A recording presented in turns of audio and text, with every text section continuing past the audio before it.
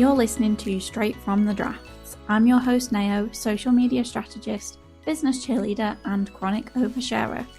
In this weekly voice note from me, you can expect actionable insights and behind the scenes stories, my best tips and all the encouragement, all with the goal of helping you plan your content with confidence so that you can turn your goals into reality with the support from your social media.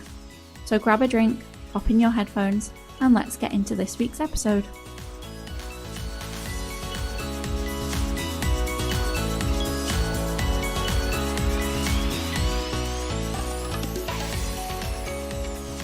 Welcome back to Straight from the Drafts. Today's episode will be a little bit shorter than usual because I'm just following a thought that's come up today, but it's an important one because today's episode is a reminder for you and for me that your social media isn't supposed to make you feel like shit. And the online space right now feels a bit weird. If you're an online business owner, maybe you're feeling the same. I know there's a lot of people are. And I debated doing today's episode purely on that, but I've chickened out. So maybe next week, but honestly, I know a lot of people who are just ready for a big, deep breath to go and touch grass and get offline. And I'm kind of feeling the same way. So I thought I would share some reminders to check in with you. How are you feeling about being online right now? I know there's a pressure to keep showing up, to keep learning, keep creating, but is that what you're doing? Or are you doom scrolling, comparing your life, your business to other people, and telling yourself that you're just looking for content inspiration? Are there people in your industry that you follow on socials that you really admire and aspire to be more like? Do you feel motivated when you see their content? Because if there's a part of you that sees their stuff and uses it as material to tell yourself that you're not good enough, it's not the inspirational content that you think it is. Social media shouldn't make you feel shit. I went through a bit of an unfollow and mute spree a little while ago, and I would highly recommend doing it. I muted someone who started their business at the same time as me, so in theory, we're peers. We're in the same industry, we'd been running our businesses for the same length of time, but their business looked to be absolutely flying. I touched on this last week actually when I shared the quote about being intimidating versus intimidated. If you haven't listened to that episode, then go give that one a listen. But it's the same person that I'm talking about. And she was and is super lovely, hadn't done anything wrong, doesn't share toxic advice. I just simply used her success as a reflection on what I considered to be my failures. So I muted her. I didn't want to unfollow because she hadn't upset me or anything, but it just meant that her content didn't appear on my grid and on my stories unless I went out of my way to search for it. It gave me just that little bit of a break from comparing myself. And it's amazing how much more you trust yourself and have belief in yourself when you've got that tunnel vision on your own business. I think it can be very distracting when you consume too much of what other people are doing and really makes you doubt the way that you're doing things or the offers that you're putting out, the services you're providing, your prices. And the more you stalk your competitors and spend time overanalyzing everything that they're posting, the algorithms are taking that as an indicator that you're super interested in that content and that you want to see more of it. So you see more of it. And this isn't just about the content that you consume. I think part of it is just the length of time spent consuming too. So even if you've kind of really cooled your feed down and you're following all the right people, the length of time that you spend scrolling can still have an impact on how you feel. I've lovingly named July Silly Season, which means I'm trying to fit a silly number of plans into the month alongside work. And last year I had a very similar July. Don't know really why it keeps working out this way, but it seems to be a busy wedding season and also it's my partner's birthday. But last July felt very overwhelming. There were so many lovely events, but I didn't really feel present because I was just juggling way too much. But this year, honestly, I'm really excited. I've got team support in place this year. I've intentionally given myself a lighter client workload. So I've got fewer clients than I'd probably like, but I'm kind of at peace with that. And I'm looking forward to a few days here and there between the chaos just to breathe. I've got a 2-night trip in the countryside for my partner's birthday. I'm also doing a workation in Spain, and yes, we will be working, but I am kind of hoping that I'm going to spend some time in the sun reading a book and not being glued to my phone or my laptop while I'm there the whole time. I really need to dial back my screen time, and I know I've always felt better when I do.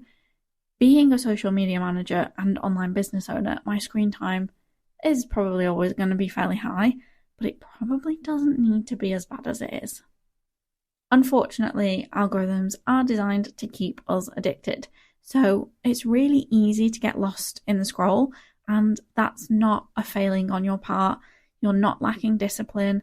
The algorithms are really freaking good and make it really freaking hard for us to put these apps down.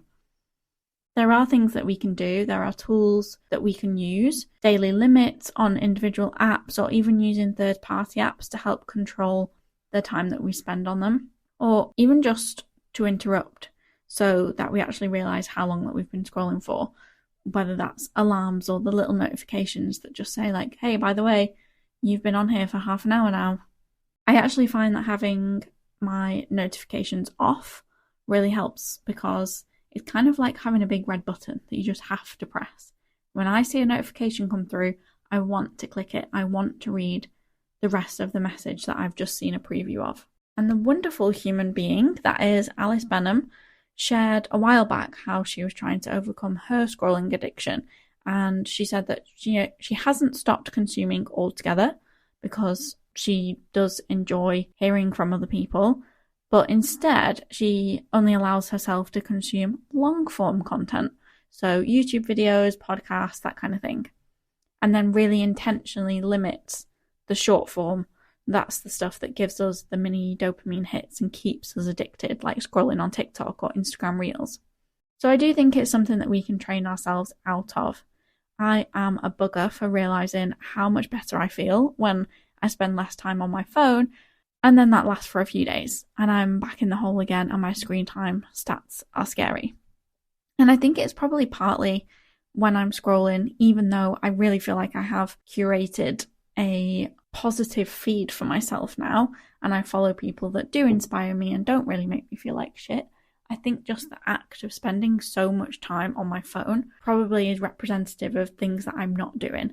So if I'm scrolling on my phone, then I'm probably not going out for a walk, because if I was out walking, I'd be listening to music or a podcast.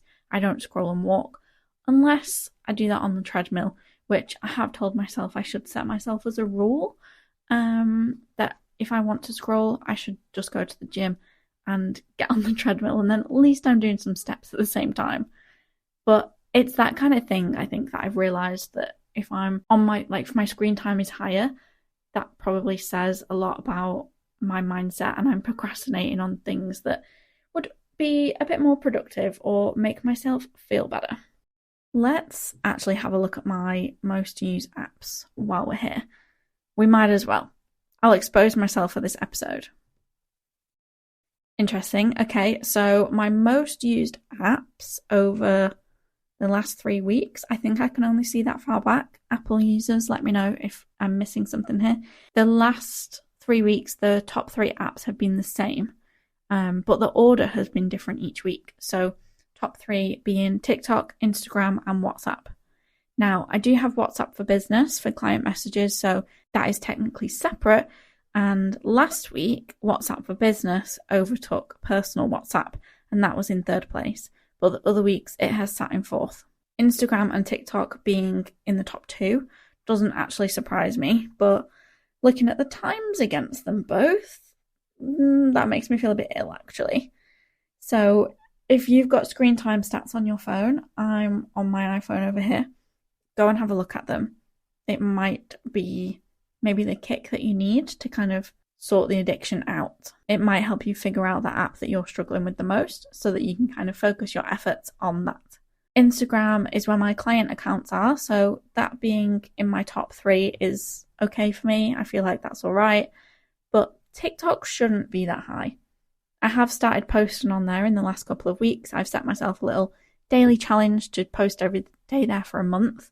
So I really would be intrigued if I could go back further, because I think posting on there means that I therefore spend more time on there.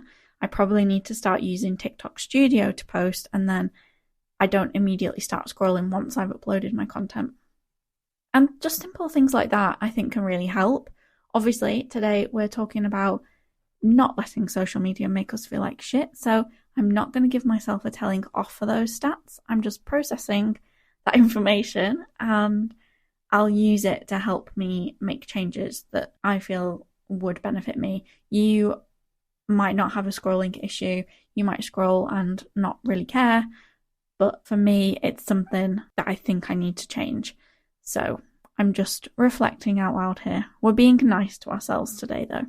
And that's all I wanted to say today. I wanted to do a check-in. Mute the people who make you think mean things about yourself. Unfollow the accounts that don't bring you joy. Use the not interested tool to train your algorithm if there's a topic that you really don't want to see more of.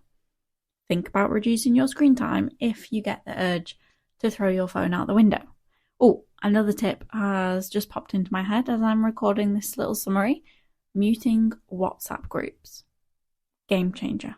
Nothing makes me want to throw my phone out of the window more, even if it's people I love in those groups. Nope, love you, bye.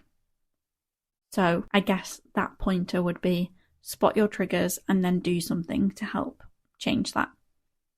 If we can take back a bit of control instead of letting these apps, and yes, these apps that I'm very, very grateful for because I couldn't do my job without them, but not letting them have so much control over us, then we get to see the benefits of social media, the outpouring of love for Lewis Capaldi's return, the clips of concerts that we didn't get tickets to see in person, learning new recipes or finding the best places to eat if you're visiting somewhere new, making friends and building a network. There really is so much goodness on there and so much goodness that we can achieve through socials.